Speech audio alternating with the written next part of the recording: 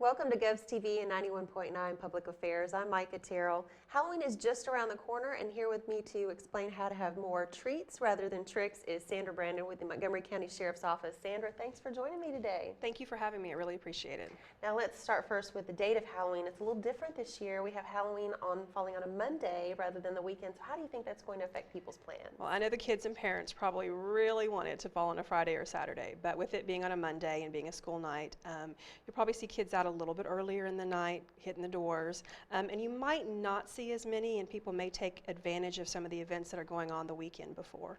Exactly, and that brings us to G.H.O.S.T here at Austin P, where we have on Sunday, we have from 4 to 7, people can come by to Fortera Stadium and enjoy that, so that's a great idea too. Yeah, and there's other events that are going on, like a lot of churches, of course, will have like a trunk or treat, so just kind of look around on the internet and come to Austin P.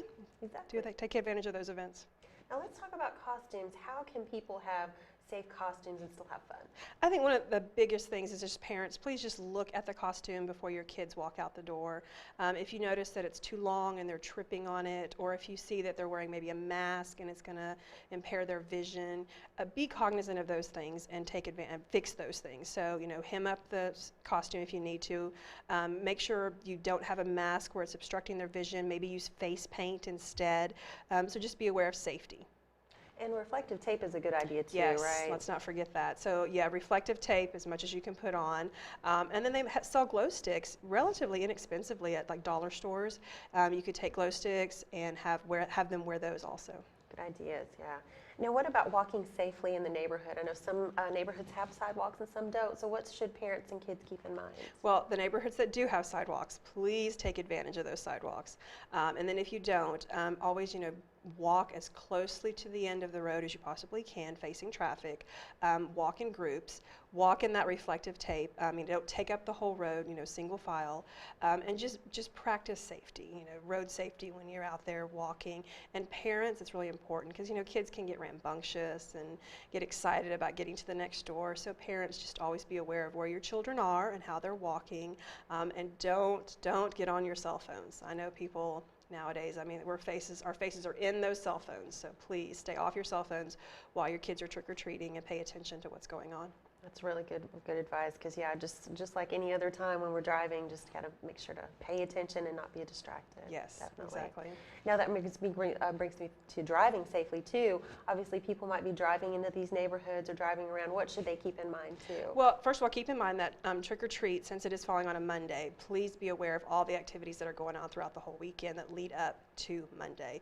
And then especially on Monday, while you're out driving, from 4 o'clock on until a little after dark actually, and be aware that there may be kids in your neighborhood walking and going from door to door, so please slow down, stay off your phone, keep your eyes on the road, and actually look for children that may be out trick-or-treating.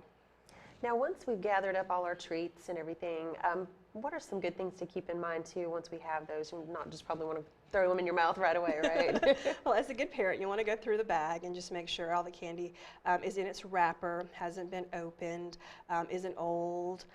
Just make sure it's safe and it's something that you feel comfortable with your children eating. Right, and I read too that probably it's not so good to have, some people like to make homemade treats. That's probably not a good idea, right? Yeah, Granny loves to make those homemade treats. Yeah. But yeah, as someone who's giving out candy in the home, be aware that most parents do not want to receive that, and they just prefer the prepackaged candy. And as a parent, once you go through your bags for your kids, take out anything that you think is questionable at all. Don't risk it. Just go ahead and throw it out.